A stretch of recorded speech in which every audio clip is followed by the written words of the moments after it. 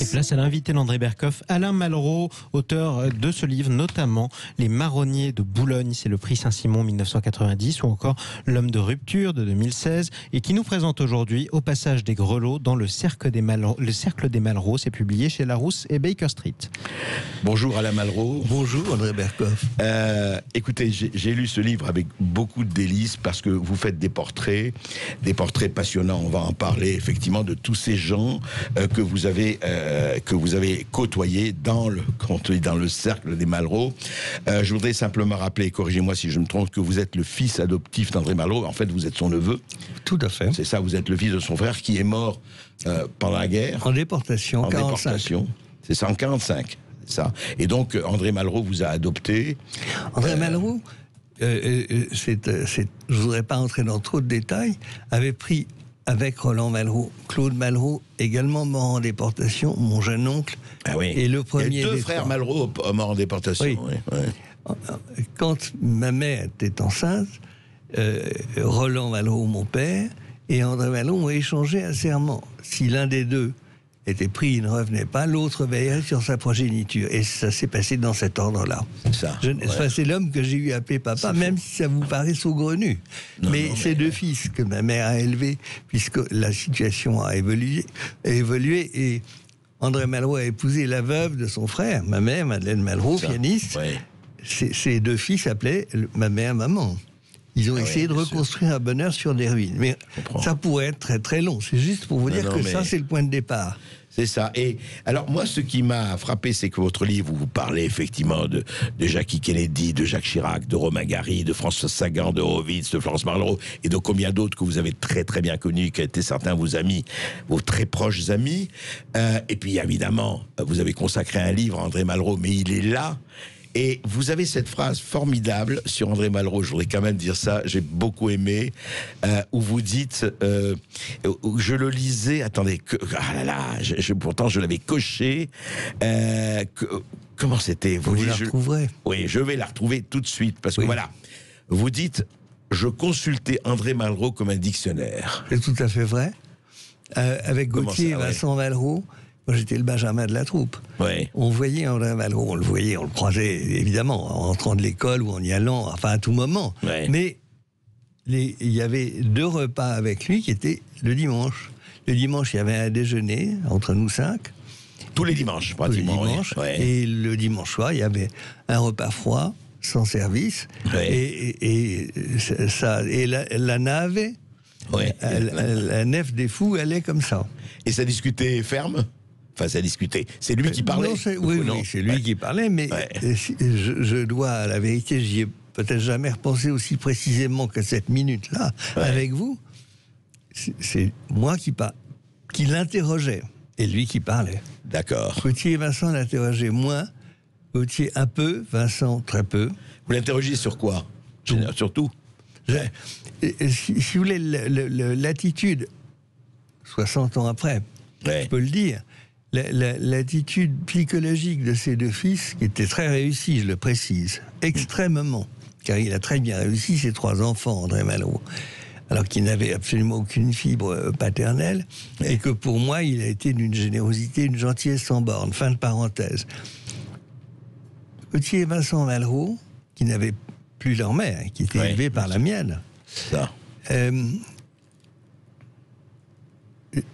vu d'aujourd'hui, leur attitude informulée, mais criante, était toujours quand est-ce qu'il s'occupera de nous. Et ce qui se déduisait, sans que jamais il y eût une réponse verbale, c'était, mais jamais, bien sûr. Tandis que moi, je me disais, il va m'apprendre quelque chose. Voilà, je comprends. Et alors, c'est donc très différent. Oui, alors une chose qui me frappe, c'est que vous avez dans tous ces portraits, je pensais que j'allais en voir un. Il n'est pas là, c'est De Gaulle. Vous l'avez rencontré? Pas du tout. Pas du tout. Pas du tout. Vous n'avez jamais rencontré De Gaulle pendant ce... Rencontré, jamais. Je l'ai vu de ma chambre, de ma fenêtre, quand il est venu au lendemain de l'accident de voiture fatal à Gauthier et Vincent Malraux. Il est venu avec Yvonne de Gaulle. donné l'accolade À Malraux, oui. à Malraux. Mais je peux jurer que je n'ai jamais rencontré ce titan. Ce qui est rigolo et totalement, c'est même pas anecdotique, c'est rien. C'est que quand j'avais à peu près 20 ans, et j'allais au Mont-Valérien depuis que j'avais 6 ans, parce que Malraux m'y emmenait, il n'emmenait pas ses fils. Il vous emmenait à vous, Oui. D'accord. Il m'a accroché une petite médaille de la résistance que mon père a obtenue évidemment à titre posthume. Bien sûr. Et vous savez, quand il y a eu la nouvelle construction, celle que vous connaissez tous, que tout le monde peut voir à la télévision, pour la première et la deuxième année, il y avait 4 très très grands carrés. Sur ces grands carrés, il y avait une foule qui s'écrasait. Et moi, je m'étais trouvé au premier rang, mais c'est pas des rangs, sur le brancard, si vous voulez. Puis à un moment donné, parce que ça durait quand même assez longtemps, les bains de foule, à un moment donné, sans savoir comment, j'ai vu ces 2 mètres devant moi, avec une main tendue. Alors voilà. Ça ne s'appelle pas connaître De Gaulle. Non, bien sûr. Mais est-ce qu'il en... Alors, juste pour... Est-ce qu'il en parlait souvent, Malraux, de Gaulle, devant vous? Oh, il en parlait très volontiers. Il en parlait volontiers. Je ne sais pas si je vais dire. Souvent, il en parlait tout à fait volontiers. Enfin. D'accord. Non, parce qu'il y a toujours cette phrase des mémoires, évidemment, du général de Gaulle. Très belle. Il disait « À ma droite se trouve André Malraux, ça me rassure », enfin, etc., etc. J'aurai toujours. Oui, j'aurai toujours, voilà. Et en tout cas, non, c'est pour ça que quand j'ai lu, je me suis dit, tiens, mais voilà, c'est comme ça, et c'est très bien raconté. Alors, vous dites le cercle des Malraux. Alors, c'est très intéressant parce qu'il y a vraiment des portraits. Il y en a un ou deux que j'ai connus. Moi, j'ai connu Romain Gary. Oui, sûrement. Et voilà. Mais tous ces portraits sont formidables. Et alors, Jackie Kennedy, c'est magnifique. D'ailleurs, c'est la couverture du livre. Oui. Je rappelle, c'est formidable. C'est Malraux en train d'expliquer à Jackie Kennedy, c'est au moment de la Joconde, c'est ça, Mona Lisa à Washington. Oui, c'est ça. Hein. Mais je veux dire que ce qui est pour moi particulièrement piquant et amusant, je le fais comme un clin d'œil, que j'envoie à qui veut bien le recevoir, c'est que cette couverture, je connaissais cette photo évidemment prise en 1963, en janvier 63, cette photo nous montre l'explication qu'André Malraux adresse à la présidente des États-Unis, et à droite de la photo, vous avez l'ambassadeur en chien de faïence, Hervé Alphand, et sa seconde femme complètement à gauche, de profil, qui a l'air de quitter la pièce, qui n'est pas le cas. Mais la photo est prise comme ça. Mais tout au fond, il y a la Joconde. Et la Joconde semble nous dire, tout ça c'est bien gentil, mais la personne éternelle dans la pièce, c'est moi. C'est très joli. C'est vrai, on la voit, oui, elle est derrière. Effectivement, on voit, je ne sais pas si la caméra nous la donne, c'est formidable. Il y a donc Malraux, Jackie Kennedy, et derrière, elle est là, la Joconde. Oui, moi, c'est l'éternité, c'est ça. Oui. Et dites-moi, alors, parmi toutes ces personnes, et vous tracez des portraits très, très amusants, affûtés de toutes ces personnes.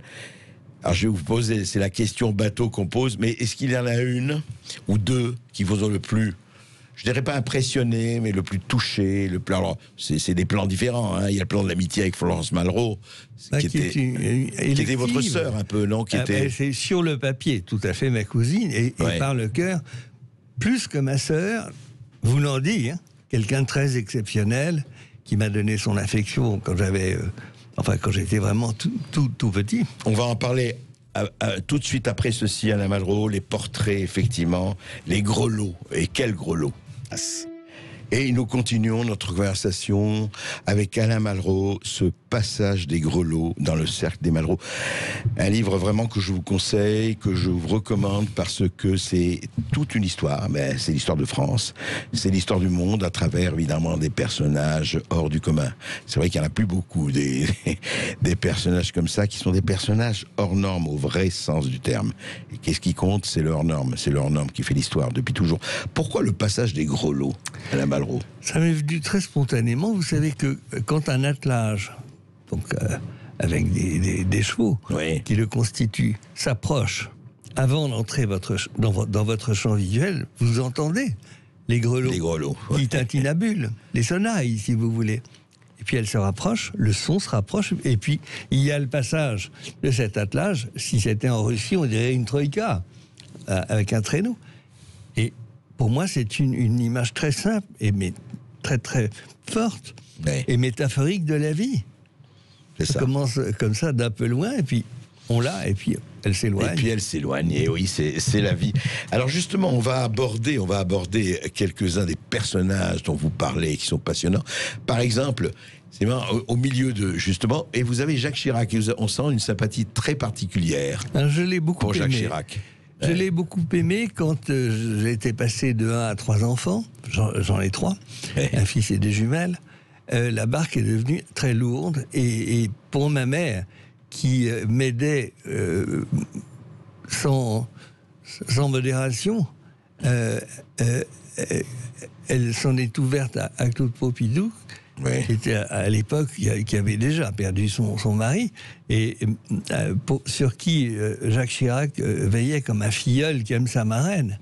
Et alors, elle lui a parlé de me confier des petits travaux rédactionnels non politiques. Il était quoi à l'époque? Maire. Il était maire de Paris, c'est ça? Il avait été Premier ministre 2 ans, mais il était maire de Paris. Il m'a reçu dans son bureau cathédrale. Et j'ai beaucoup aimé cet homme.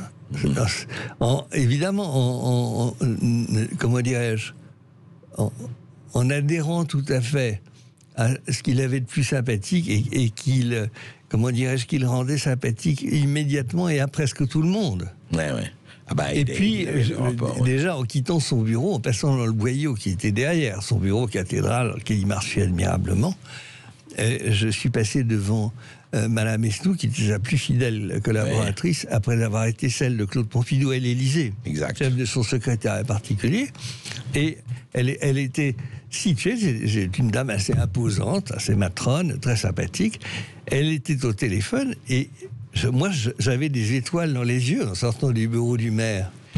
Et je l'ai entendu dire, il vous a dit ça? Il vous a dit ça au téléphone? Mais il est fou, la semaine prochaine, il est en Chine. Il ne peut pas vous inviter à déjeuner. Je me suis dit, tiens, c'est peut-être un peu différent de ce que je croyais. Mais c'est Chirac, c'est le politique aussi, il ne faut pas oublier. Oui, vous le disiez tout à l'heure, la présentation des faits, et comme on s'arrange de tout. Et évidemment. Alors, je voulais aussi que vous me disiez justement, par exemple, Romain Gary, l'écrivain, Romain Gary, cet homme qui a eu cette phrase admirable, puisqu'on parlait de la France, de Gaulle, il dit « Je n'ai pas une goutte de sang français, mais c'est la France qui circule dans mes veines. » C'est magnifique. Enfin, c'est... Et Gary, Gary était très proche de Malraux, ils étaient proches ou... Je ne dirais pas ça comme ça. Gary avait un point commun avec André Malraux. Oui. Il n'était pas aussi infirme de son affectivité, mais il avait un point commun avec André Malraux, c'est qu'il aimait beaucoup plus admirer qu'aimer, et il admirait le général de Gaulle, et André Malraux. Et c'est à peu près tout. Alors, je ne parle pas de très grands écrivains ou de très grandes figures, de l'art ou de la littérature, je parle de ses contemporains et des gens qu'il pouvait rencontrer à toute heure. Oui, il y avait l'admiration. Il faisait une exception pour les très jolies femmes, et c'est bien le cas de Jean Seberg. C'est clair. Mais il avait dit dans une interview, il y a bien des années, dans Playboy, il y a 65 ans, peut-être pas 50, oui, quelque chose comme ça. Enfin, pas loin de... dans une interview, au détour d'une réplique, le journaliste qui l'interrogeait lui a dit « Et quels sont vos amis ?» Et il a répondu cette phrase qui m'a terriblement impressionné, entre 2 jolies femmes dévêtues. Comme sur des photos de Playboy. Bien prises, oui. Il a répondu « Je n'ai pas d'amis ». Et ça m'a énormément impressionné, parce que je le voyais vraiment très attentif et buvant les paroles de Malraux. Mais ça, c'est par l'admiration. Mais ça, oui, c'est pas l'amitié, ça. Ça n'a rien à voir. Ça, c'est l'admiration que vous dites, effectivement. J'ai commencé à regarder ses photos, puis quand je l'ai rencontré, et je voyais que jamais il ne souriait. Il existe néanmoins quelques photos de Romain Gary où il sourit, mais on les compte sur les doigts d'une main, et c'est un travail d'archiviste. C'est vrai. Pour les trouver. En général, c'est avec une jolie femme, d'ailleurs. Oui, il lui sourit. Il n'est pas quelqu'un qui sourit. Et Sagan. Sagan, c'est quelqu'un que j'ai à la fois mieux et moins bien connu, parce que j'ai passé énormément d'années sans la connaître. Je l'ai connu l'année de Bonjour Tristesse, ou plus exactement, oui, l'année en 54, j'avais 10 ans. C'est une personne très sympathique qui avait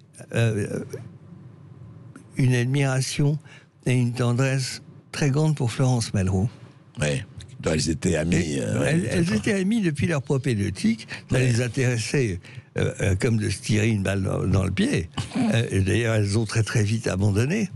Et puis, je me souviens qu'à l'époque, très très lointaine, quand elles se sont rencontrées, d'abord le vouvoiement était beaucoup plus courant qu'aujourd'hui.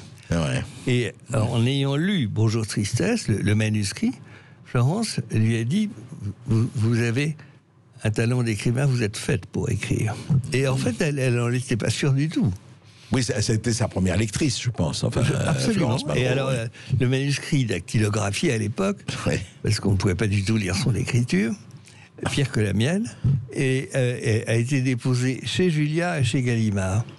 Et René Julliard l'a lu dans la nuit, le reste vous connaissez par cœur. Et tandis que Gallimard, qui n'était pas au courant de ce que je vous dis, a mis 2 ou 3 jours à rappeler en disant nous allons le publier. Elle a dit non. Et Julliard l'a dit tout de suite. On va rester ensemble après les informations avec Alain Malraux et avec vous, évidemment, auditeur de Sud Radio. Au passage des grelots, dans le cercle des Malraux, publié chez Larousse et Baker Street, c'est l'ouvrage de notre invité Alain Malraux. Restez avec nous sur Sud Radio. Appelez-nous 0826 300 300. On se retrouve dans quelques instants, juste après les informations, en compagnie d'André Berkoff. Sud Radio, Berkoff dans tous ses états. Et dans tous nos états, évidemment, auditeurs de Sud Radio, que l'on attend et qu'on va recevoir, évidemment, dans l'émission. Et aussi avec Alain Malraux, l'auteur du Passage des grelots dans le cercle des Malraux. Alain Malraux, je vous ai posé une question, mais on n'a pas eu le temps juste. Je voudrais savoir, sans faire un palmarès ni un classement, est-ce qu'il y a dans les personnages que vous avez rencontrés, peu ou pas, ou énormément ou pas, est-ce que vous mettez une différence entre ceux qui vous ont impressionné et ceux que vous avez aimés, ou est-ce qu'il y a aussi les deux? Il y a les deux. La personne que j'ai le plus aimée, c'est Florence Malraux, dont j'ai fait le portrait en dernier. Tout à fait, oui. Et je ne le lui ai pas fait lire, car elle a été condamnée par la maladie de Charcot, qui l'a privé de parole. C'était extrêmement cruel, mais laissé son intellect intact. Oui. Seulement, je ne lui ai pas fait lire son portrait, qui est un éloge, parce qu'elle n'aurait pas pu manquer de lire son éloge funèbre. Mais elle a lu tous les autres et elle les a approuvés. Ah, elle a lu tous les autres? Oui. D'accord, oui, très bien. Très bien. Et effectivement, juste un mot là-dessus. Et impressionné, alors, parlons pas de aimer. Impressionné. Nadia Boulanger m'a impressionné. Ah oui, la grande professeure de musique, la grande mademoiselle. La grande mademoiselle, oui. Ouais. C'est la Chanel de la musique, on peut dire ça? Oui, on peut dire ça. D'ailleurs, elle était beaucoup moins brute de décoffrage que Chanel, que j'ai un tout petit peu connue et qui habillait ma mère. Oui. Mais comme Chanel, c'était un caractère très entier. C'est ça. Ah et ouais. Elle avait un abord aussi simple avec le souverain qu'avec le plombier. Comme les grandes personnes, oui. Au vrai sens du terme.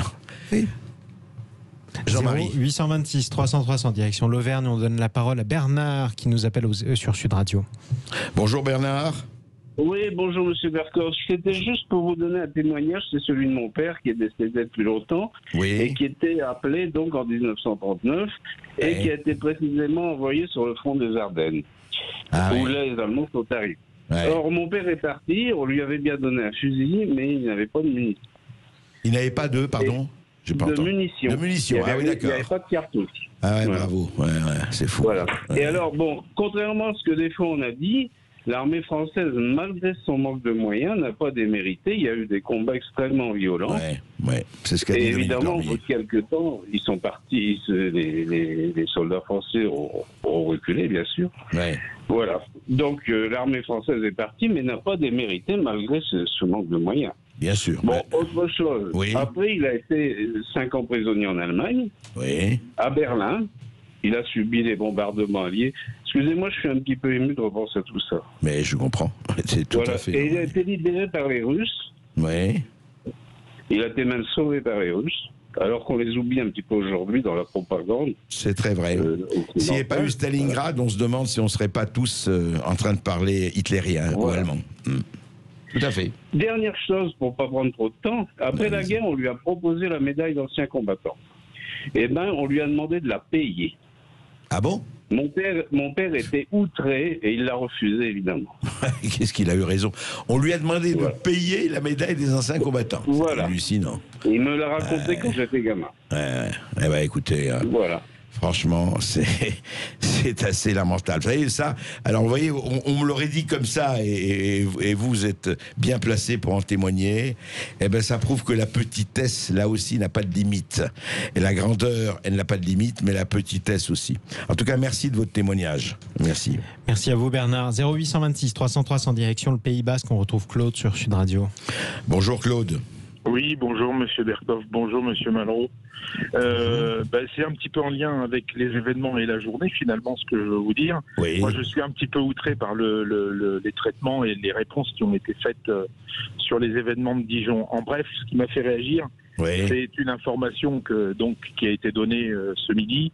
Grâce à des vidéos, on a reconnu 5 suspects. Ça me fait doucement rigoler. Les mecs, ils étaient pas 5, ils étaient, je sais pas, 200, 300, 400, attirés avec des armes automatiques. Donc on est dans une scène de guerre, c'est pas une manifestation. On envoie des gendarmes, des gendarmes, des CRS, des policiers, et un d'entre eux dit on va pas au contact parce que c'est dangereux, vous comprenez, il risque d'y avoir de la casse et des blessés. Forcément, dans une guerre, on n'envoie pas des CRS. On envoie des militaires pour les arrêter. Et en fait, par leur action ou leur inaction, nos gouvernants, sur ce coup-là, ce qu'ils ont fait, c'est qu'ils ont capitulé et ils acceptent la servitude.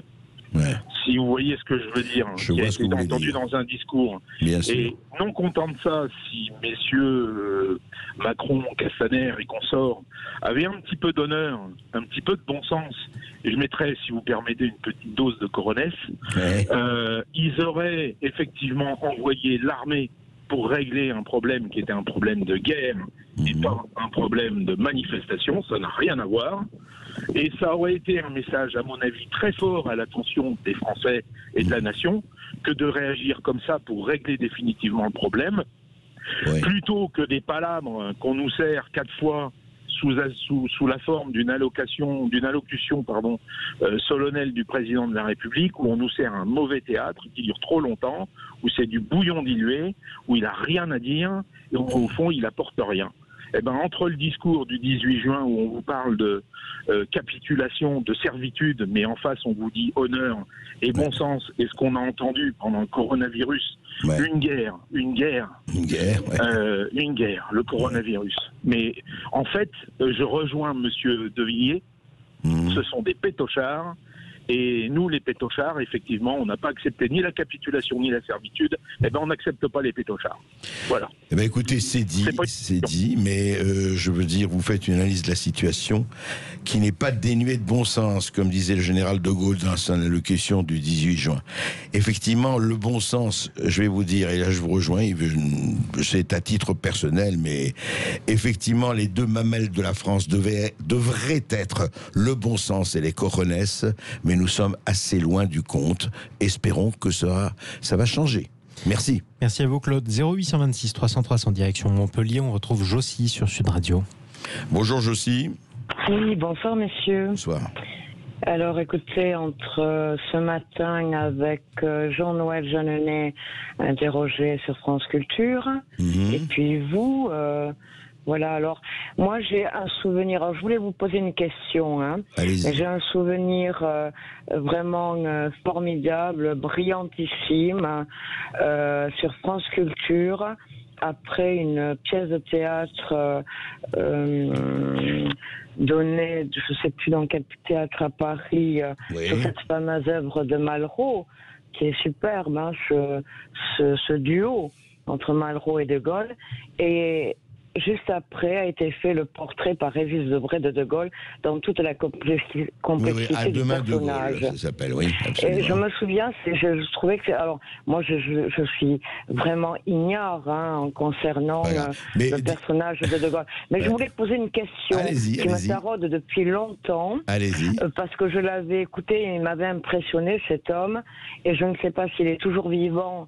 Il fêtera ses 100 ans le 10 août prochain, si ma mémoire ne m'abuse pas. C'est monsieur Daniel Cordier. Daniel Cordier, bien sûr, qui a été le secrétaire. Toujours vivant, ce monsieur. Daniel Cordier, écoutez, à ma connaissance, il est toujours vivant. Je ne veux pas vous l'affirmer, mais je suis presque sûr. Ça a été le secrétaire de Jean Moulin. Ah, mais malheureusement, il a écrit Adieu Caracalla. Oui, non, mais je vous le dis, je réponds. Je crois, écoutez, je ne veux pas l'affirmer à l'heure où on parle. Je pense et j'espère, en tout cas, qu'il est toujours vivant. Alain Marleau me pense aussi, je crois, on ne sait pas. De toute façon, c'est un homme extraordinaire.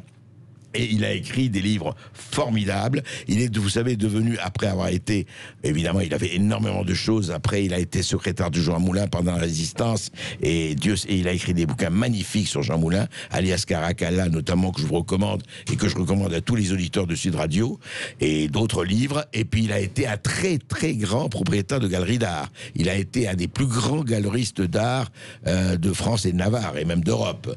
Voilà, pour Daniel actuellement Cordier. 99 ans, précisément, comme vous le disiez justement, Jossi. Merci à vous de votre appel au 0826 300 300. Abdel nous appelle de Seine-Saint-Denis sur Sud Radio. Abdel, bonjour. Bonjour, monsieur Berkoff. Bonjour. Bonjour, monsieur Malraux. Bonjour. Je veux juste faire un témoignage. Oui, allez-y. Par rapport à ce que vous faites. Il faudra juste que je vous remercie parce que je vous considère vraiment comme la lueur. Vous savez, quand on est dans une caverne, pour les gens qui connaissent l'agora de la caverne. Oui. Cette radio, j'espère en tout cas qu'elle finira à faire jaillir le potentiel français. Pour être très précis, moi je suis d'origine algérienne. Je suis franco-algérien, je suis un descendant des Pieds Noirs de mon côté maternel qui sont restés là-bas à l'issue de l'indépendance. Oui. Et certainement, tout le monde le sait, les Algériens, ils ont une partie très patriote. Et je pense que dans notre éducation, on nous apprend à aimer la terre qui nous nourrit. D'accord ? J'ai été en Algérie, je suis revenu là maintenant, depuis 2011. En France. Ouais, de manière définitive. Je comprends pas les compatriotes français, qu'est-ce qu'ils ont à ne pas aimer leur patrie. Ils ont quoi avec ça en fait? Bonne question. C'est quoi ce tabou? C'est quoi ce tabou? C'est quoi ce manque de fierté de dire oui, je suis français? C'est quoi ça? Vous savez, à la crise du Covid, à l'issue de la crise du Covid, moi, mes parents sont médecins, ils travaillent toujours au désert en Algérie. Oui. Et je les avais tous les jours au téléphone. Il y avait Raoul qui intervenait. Là-bas, il est adoré. Oui, et d'ailleurs, l'Algérie a distribué l'hydroxychloroquine massivement. Massivement. Et je peux vous confirmer que le taux de mortalité, il est, on va dire, comme celui de Marseille. Oui, exactement. Moi, j'étais à Saint-Denis et j'étais atteint du Covid. Ouais. Quand je disais à mes parents que j'étais traité avec le Doliprane, il y avait mon père qui pétait les plombs. C'est bien. C'est fou. Voyez, restez chez vous et prenez du paracétamol ou du Doliprane. Et si ça va, c'est ça on nous disait. Et puis si ça va vraiment mal, appelez le 15, quoi.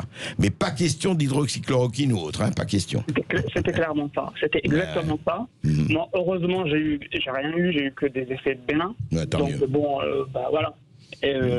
Mais Abdel, ce que vous dites, vous, c'est aujourd'hui, on parle de quelqu'un qui parlait de la France, qui parlait de la patrie, qui parlait de la résistance, etc.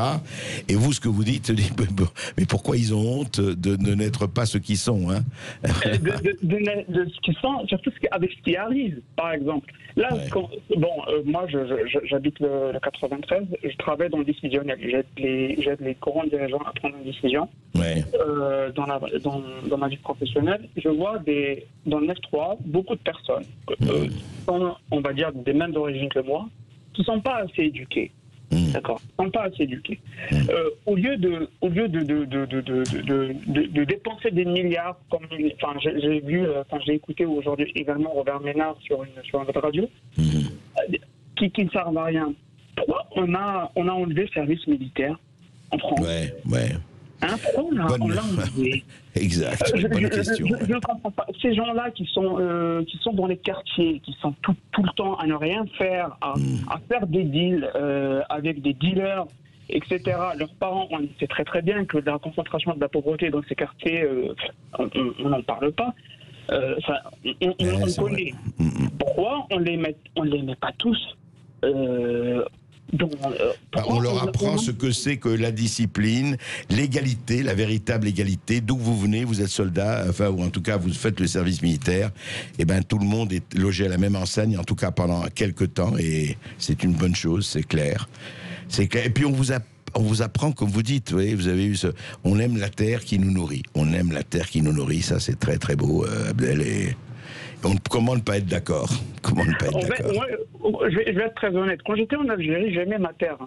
Là, je suis en France. Tant que je resterai sur cette terre qui est française, je ferai tout ce qui est tout mon potentiel que je peux donner à cette terre, je le donnerai à la France. C'est simple. Le matin, quand je me lève, quand je me fais soigner, si j'ai eu le Covid, je me suis fait soigner de manière, on va dire, je n'étais pas à Marseille, mais c'était cette terre qui m'a soigné. Aujourd'hui, c'est elle qui me nourrit.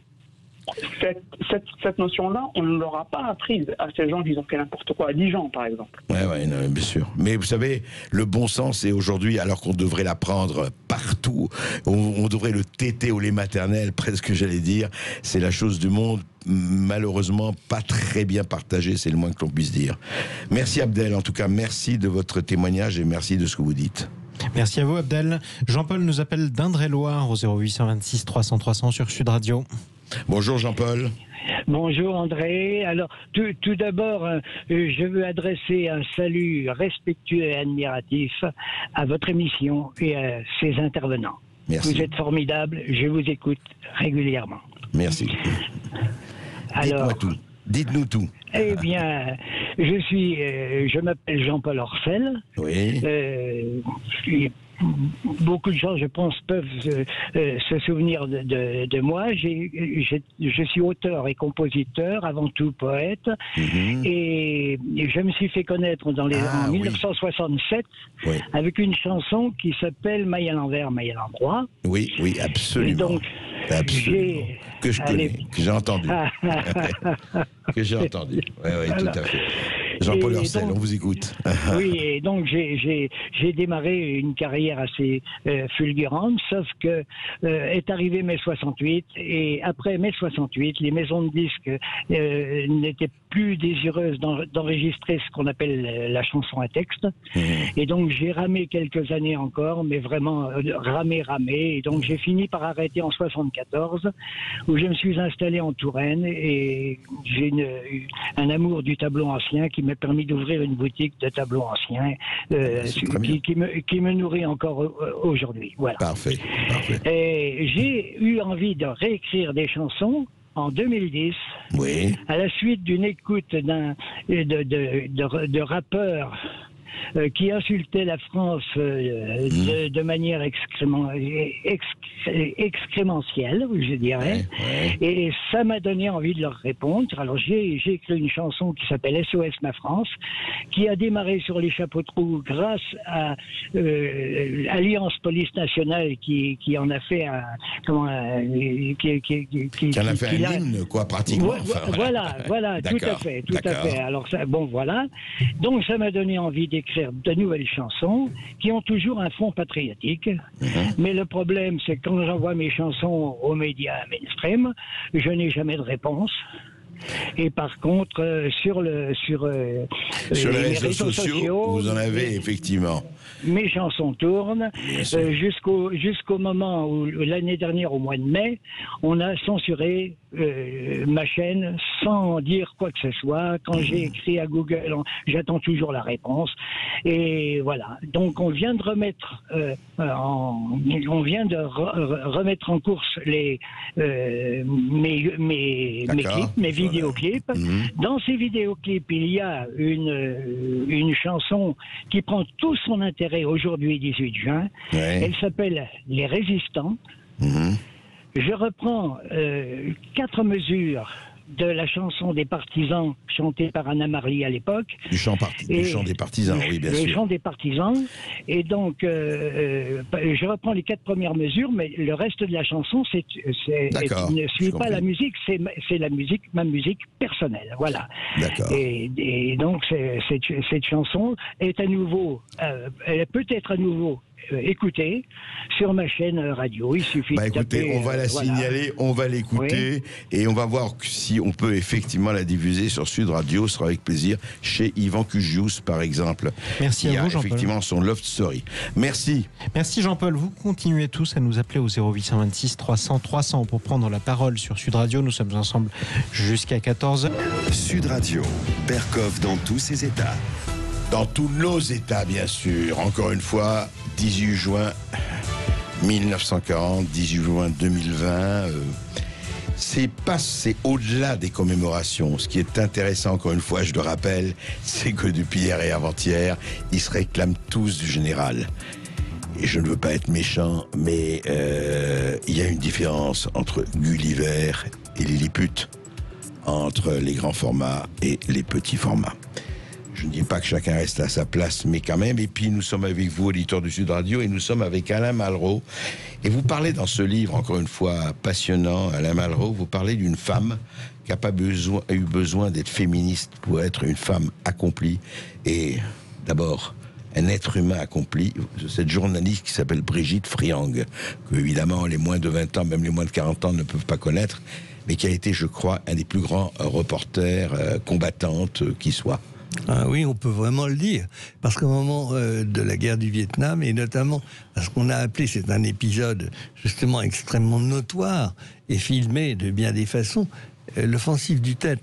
Oui. Elle est allée dans une Jeep avec un matériel assez léger, celui de l'époque, il y a une 50aine d'années, et elle est allée, elle a décidé, le conducteur, à suivre son itinéraire entre les bombes qui tombaient de partout et aller commenter ce qui lui avait valu d'ailleurs le Grand Prix du reporter. Est devenue une vedette comme correspondante de guerre, ce qu'elle avait été antérieurement du temps de notre guerre d'Indochine, où Henri Malraux l'avait recommandé au général de Lattre, enfin qui n'était pas encore maréchal, parce qu'on l'a fait maréchal à titre posthume.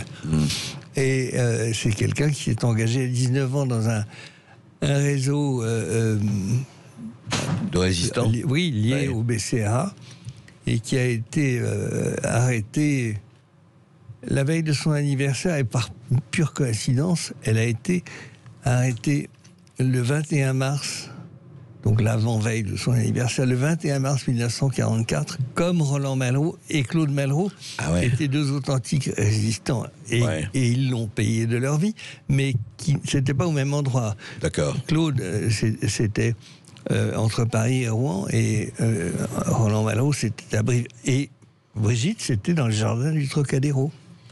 Qu'elle a été arrêtée. Arrêtée. Et déportée. Déportée à Ravensbrück. À Auschwitz. Ah non, à Ravensbrück. Ah oui, à Ravensbrück. Comme Germaine Tillion et Geneviève de Gaulle. Qu'elle a connue, mais pas tellement, et surtout pas connue là. Elle est devenue journaliste juste après la guerre, donc elle est... Non, après la guerre, elle a naturellement eu la croix de guerre, la médaille de la résistance, alors vraiment, elle ne les avait pas volés. Elle est devenue très vite l'attaché de presse d'André Malraux quand De Gaulle a créé son mouvement, le Rassemblement pour le peuple français, après avoir démissionné en 1946. Et c'est alors que se situe, ce qui ne nous empêchera pas de revenir à Brigitte, c'est alors que se situe un échange de répliques presque inconnu n'est pas une chose écrite, même si je l'ai lu. Et je l'ai lu dans une correspondance. Au moment où De Gaulle a tendu la main à André Malraux venait de l'extrême opposé. Mais le fait qu'il en fasse un ministre n'était pas si étonnant parce que le gouvernement qu'il a formé à l'automne 1945 était un gouvernement tripartite, un gouvernement d'union nationale qui réunissait des démocrates chrétiens, des socialistes et des communistes. Les communistes, absolument. Et Malraux était là comme ministre de l'Information et il était non inscrit, il y était comme indépendant. Donc après le départ de Gaulle, quelques mois à peine après, la rumeur, le buzz, même si on ne le disait pas comme ça à l'époque, a commencé à faire état d'un mouvement de reconquête démocratique, mais d'un mouvement politique animé par De Gaulle. Et alors, quelqu'un est venu demander à André Malraux, dont on commençait à deviner, mais il ne s'en était jamais alors expliqué, si vraiment il continuait à suivre le général de Gaulle. Et il a dit, mais oui, bien sûr, mais enfin, quand on pense à votre jeunesse, à vos romans, à votre engagement d'avant la guerre, ça surprend tout le monde. Et notamment, tous vos compagnons de route, vous étiez l'un d'eux. Et il a répondu cette chose qui, pour moi, est extrêmement forte et percutante. André Malraux a répondu, en 1946, « Il est trop tard pour croire en quelque chose. On ne peut plus croire qu'en quelqu'un. » C'est joli. C'est très joli, oui. Alors Brigitte a commencé bon entendeur, à devenir... salut. Oui, un bon entendeur, salut, comme vous dites. Et Brigitte a été son attachée de presse. Alors le RPF avait André Malraux pour délégué national à la propagande. Et ça a démarré d'une façon assez foudroyante parce qu'aux élections municipales de 1947... Oui, ça, il fait un gros score, c'est le très, RPF. très beau score. Après, c'est retombé. Et puis, 2 ans après, ça a commencé à flancher, et c'est surtout Edgar Faure, qui était à l'époque plutôt une radicale. Oui, mais aussi une vedette de la 4e République, bien sûr, qui par le système des apparentements, qui permettait tous les arrangements, vous savez, qui faisait dire au général de Gaulle, chacun fait sa petite cuisine sur son petit feu. Dans sa petite soupe. Enfin, oui, il a dû le dire d'ailleurs depuis longtemps, parce que c'est de la conversation. Et ce système des apparentements a fait trébucher le rassemblement du peuple français, mais il a noté 2 choses particulières d'André Malraux. Une autre qui n'est pas très connue, mais que j'ai relatée dans un livre antérieur qui s'appelle L'homme des ruptures. Malraux a été attaqué vers 1947-8 par Merleau-Ponty dans Les temps modernes, c'était la revue de que publiait alors Gallimard. Oui, absolument. Et Malraux est alors entré dans une sainte fureur. Et il est allé trouver Gaston Gallimard dans son bureau. Et il lui a dit, vous m'arrêtez ça. Alors, il lui a dit, c'est quelqu'un qui me traite de lâche et d'opportuniste, qui n'a jamais combattu que de son bureau. Alors vous voulez vider, sinon je ressors mes dossiers. Ce qui voulait dire très exactement que c'est lui qui avait blanchi la maison à la Libération. Bien sûr. Alors Julliard, trop heureux, et elle a fait traverser la rue de l'Université. Oui, on fait l'histoire des temps modernes. Et puis on sait très bien qu'un certain nombre de grands résistants, entre guillemets, demandaient aux Allemands la permission de jouer telle ou telle pièce de théâtre. Et l'obtenait. Et l'obtenait d'ailleurs. Hein, je veux dire. Bon, enfin, ça, c'est l'histoire du passé. Oui, mais pour Brigitte Friant, si vous voulez, elle avait en réalité des vertus martiales. Et elle était courageuse. Elle était le courage même. C'est une phrase de Napoléon que j'ai mise en exergue sur son portrait. Le courage est une vertu qui ne se contrefait pas. Et ça me donne l'occasion de vous dire à vous, personnellement, par rapport à une de vos interventions sur LCI, très tardive, il y a 2 jours ou 3, que vous avez dit qu'un mot qui manquait beaucoup en ce moment, et c'est bien vrai, mais c'est vous qui l'avez rappelé, dit et souligné, c'est le mot courage. Et oui, là, actuellement, c'est vraiment pas la vertu du monde. Je vous suis tout à fait reconnaissant d'avoir dit ce mot, tellement je le pense. Alors, Brigitte Friant était une femme d'un courage extraordinaire. Magnifique. Et elle l'a prouvé toute sa vie. Jean-Marie. 0826 300 300. Sébastien nous appelle d'Étampes sur Sud Radio. Sébastien, bonjour. Bonjour à tous, bonjour à tous.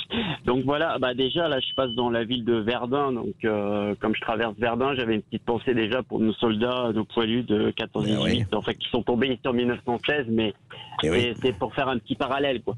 Donc au tout début vous parliez de la Seconde Guerre mondiale et il y a un auditeur qui a demandé mais pourquoi la France n'a pas attaqué?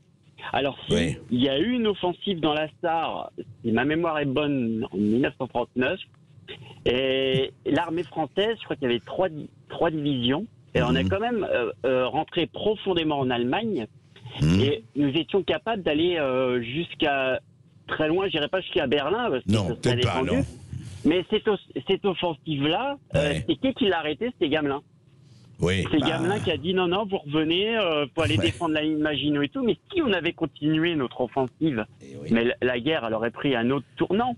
Et quand on réfléchit bien à la stratégie de guerre du général Gamelin sur la défensive, et on va dire quelque chose d'offensif qui marchait, non, il n'a pas été jusqu'au bout. Et ça me fait penser un peu à nos dirigeants d'aujourd'hui, qui sont pas offensifs et qui attendent.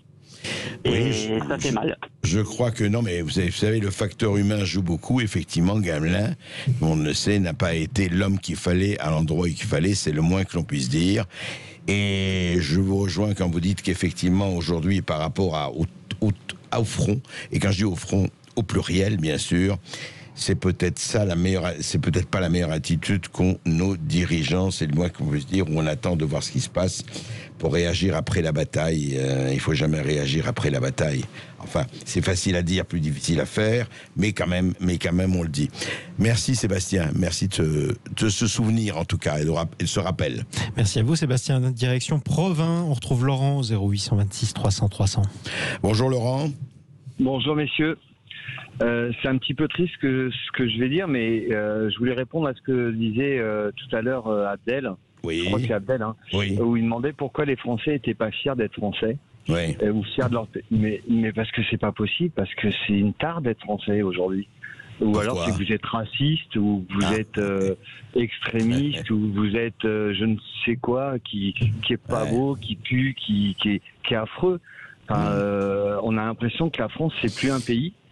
Tous les autres personnes du monde, ils ont des pays, ils ont le droit que ça soit un Africain de n'importe quel pays d'Afrique, un Chinois, un Russe, un Américain, etc. N'importe qui a le droit d'être fier de son pays et d'aimer son histoire, sa couleur, enfin tout ce qu'on veut, quoi.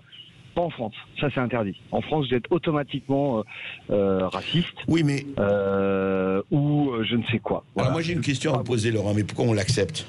Pourquoi on l'accepte? C'est pas parce qu'il y a des gens qui sont ce qu'ils sont et qui vous traitent de racistes, mais répondez l'immortelle question de Courteline: passer pour un idiot aux yeux d'un imbécile est une volupté de fin gourmet.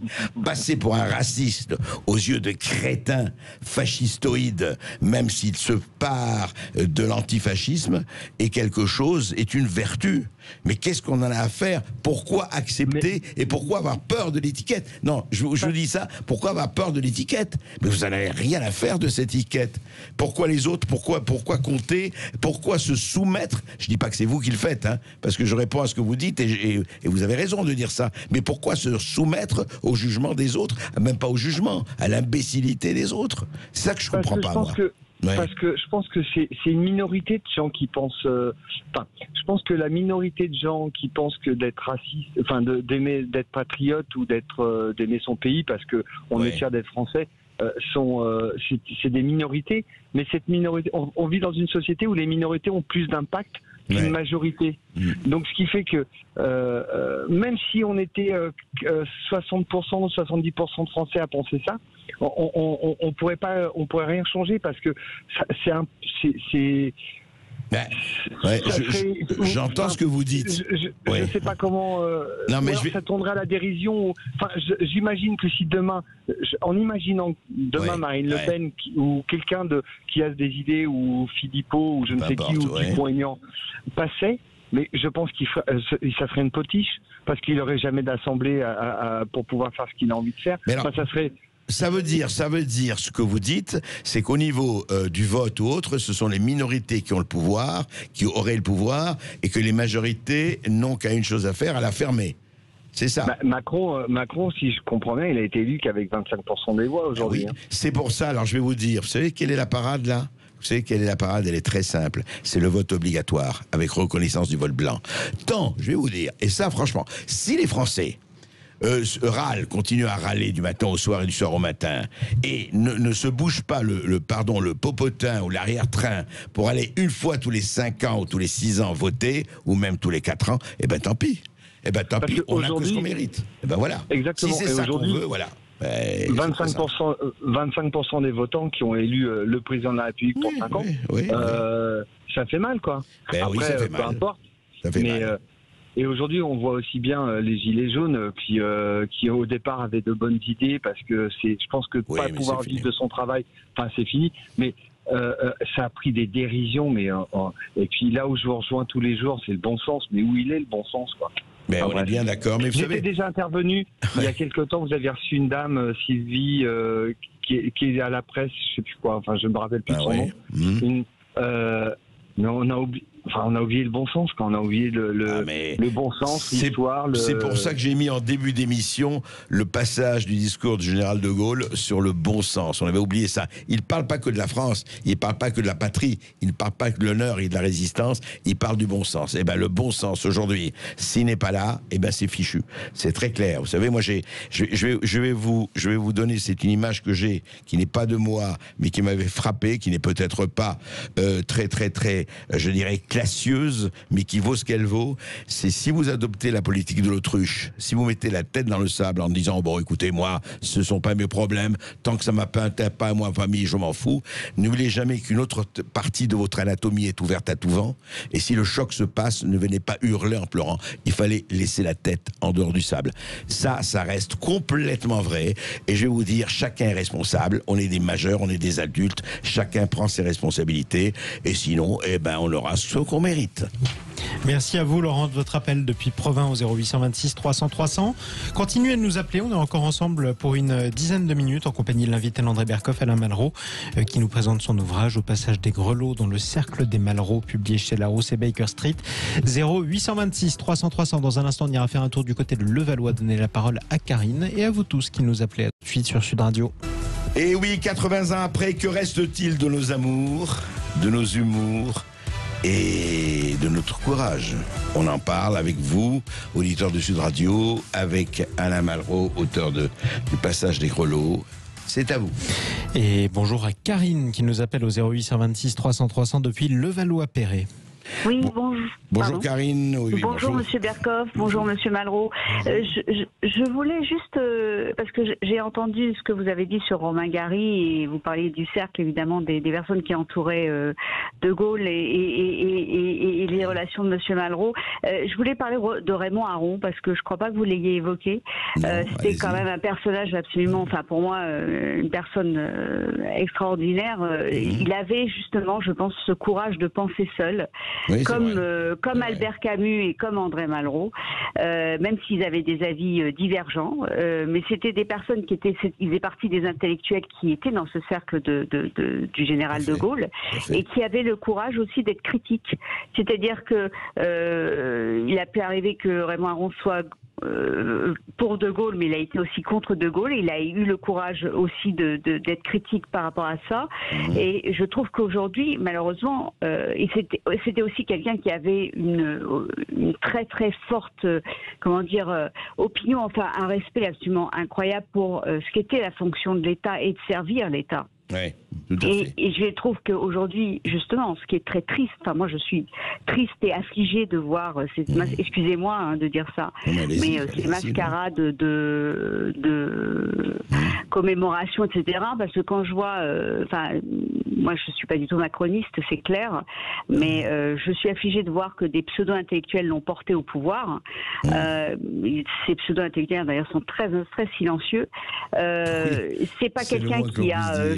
Vous savez une chose, Karine, je le dis, un certain nombre d'entre eux, vous savez, ont supprimé les miroirs chez eux parce que se regarder dans une glace était devenu très, très, très difficile. Allez-y. Et je voulais dire sur l'amitié, justement, il me semble que Raymond Aron était très ami avec Romain Gary. Je crois qu'ils avaient une relation Alors vous parliez du fait que Romain Gary était plutôt quelqu'un qui admirait plutôt que d'être ami, mais je pense quand même qu'ils étaient amis, et ce d'ailleurs jusqu'à la veille du suicide de Romain Gary, parce que je crois qu'il lui a écrit une note. Donc, mais ce que je voulais dire, c'est qu'il y avait une qualité chez ces personnes-là, qu'ils soient d'accord ou pas, parce qu'il y avait aussi... et vive la discussion et vive le débat, hein. C'est très important. Et voilà. Et même entre Sartre et Aron, qui étaient franchement opposés intellectuellement, il y a eu une sorte de réconciliation, et il y a eu quand même des dialogues, et il y a eu des possibilités d'échanges. Et aujourd'hui, je veux dire, moi, ce qui manque terriblement, et pour le bien de notre pays, encore une fois, c'est cette intégrité, c'est ce courage de penser seul, de soutenir peut-être des hommes politiques, mais aussi d'accepter de ne pas adhérer à tout ce que cette personne fait par la suite, pour garder son libre arbitre et son indépendance et son intégrité de pensée, et d'être quand même, avoir le goût de cette vérité. Et aujourd'hui, il y a une totale déliquescence des hommes politiques. Enfin, alors, il y a quelqu'un qui a dit, il a dit oui, effectivement, ils font ces commémorations pour essayer de se redonner de la grandeur en disant qu'ils sont gaullistes. Mais franchement, moi, alors, il y a l'histoire, effectivement, et le contexte qui fait peut-être aussi la qualité des hommes, certes. Bien sûr. Mais quand même. Et je voudrais savoir peut-être que M. Malraux a des souvenirs sur ces relations entre Malraux et Aron. Non, mais Alain Malraux, Karine, merci en tout cas, merci de votre ressenti, et vous n'êtes pas la seule à ressentir ça, c'est clair. Mais je crois qu'Alain Malraux voulait intervenir par rapport à ce que dit en général Karine. Je voudrais dire que l'amitié qui est née dans les années 30 entre André Malraux et Raymond Aron a connu des comment dirais-je, des aléas, mais l'estime n'a jamais cessé. Et il faut savoir que, c'est un détail que j'ai évoqué dans un autre livre, la première personne qui, en 1933, est parlée à André Malraux et à Clara, sa première femme, et qui était biculturelle complètement, pour l'allemand, des nazis, et ils ont entendu Raymond Aron le dire à l'allemande nazi. Et la prise de conscience a été immédiate. Vous voulez dire que c'est Raymond Aron qui a parlé, juste à la prise du pouvoir de Hitler. Exactement. Je crois qu'il était en Allemagne à ce moment-là, Raymond Aron, et qu'il est revenu, enfin il a assisté à ça, il est revenu, c'est ça. Il est revenu, enfin il y a beaucoup de choses qui, si vous voulez, qui sont encore restées un peu dans la pénombre, ou dans le flou, et notamment la stratégie du Parti communiste allemand qui était suicidaire. Puisque jusqu'au soir du premier tour, qui a montré une avancée ahurissante des nazis, le Parti communiste allemand disait les nazis et les autres, c'est bonnet blanc et blanc bonnet. Exact. Alors, quand il a fallu remobiliser tout le monde, Hitler est passé. Bien sûr. Et il est passé à l'époque. Beaucoup de gens n'ont pas compris que c'était un changement de registre, enfin que c'était quelque chose de... Bien sûr. Comme quoi l'aveuglement, non, bien sûr. Et c'est vrai. Et donc Aron et Malraux étaient liés, enfin très liés. Ils étaient très liés. Ils allaient ensemble au décade de Pontigny, et Suzanne Aron. Les deux couples étaient liés. Ah ouais, d'accord. Florence était née 2 ans avant Dominique, et après la guerre, puisque Raymond Aron a été rejoint par sa femme Suzanne avec Dominique encore enfant à Londres, et quand ils sont revenus d'Angleterre, à ce moment-là il y a eu une amitié très belle qui a duré jusqu'au Debac entre Dominique, aujourd'hui Madame Antoine Schnapper, dont elle est la veuve et une femme de premier ordre, après avoir siégé d'ailleurs au Conseil constitutionnel. Et Florence était inséparable. Oui, non, mais tous ces gens-là, c'est ça, tout ça a été forgé. Et puis, il faut rappeler aussi que Raymond Aron est né la même année que Sartre, et ils étaient ensemble à Normal Sup. Ah, mais ils étaient des grands camarades Normal Sup. Il l'appelait mon petit camarade, ils se connaissaient dès leur 20 ans. Et c'est la politique qui les a fait complètement diverger, parce que quand Sartre était lecteur à Berlin pendant le nazisme, il s'est aperçu de rien. Et évidemment, quand après la guerre, le pays communiste est devenu quelque chose de tout à fait voisin. Et il valait mieux avoir tort avec Sartre, disait-on, que raison avec Aron. Ah ben Sartre lui-même, et c'est rappelé dans un documentaire que j'ai vu récemment à la télévision, où Dominique Aron Schnapper a dit que beaucoup plus tard, Sartre a dit cette phrase tout à fait étonnante. Oui, j'avais tort, mais à l'époque, j'avais raison d'avoir tort. Ouais, c'est très joli. Parlez-moi de sophisme. Merci Alain Malraux. Et je rappelle la référence de votre ouvrage Au passage des grelots dans le cercle des Malraux, publié chez Larousse et Baker Street. Merci à vous, Alain Malraux, d'être intervenu sur Sud Radio. Merci André Berkoff. On retrouve demain à midi dans tous vos états. Bon an, mal an, bon gré, mal gré. Et en tout cas, déconfiné, c'est déjà la bonne chose. Et la nouveauté de la semaine, il faut quand même le souligner sur Sud Radio. La journée continue. Juste après, vous retrouverez les informations et ensuite Brigitte Lahaye, Sud Radio.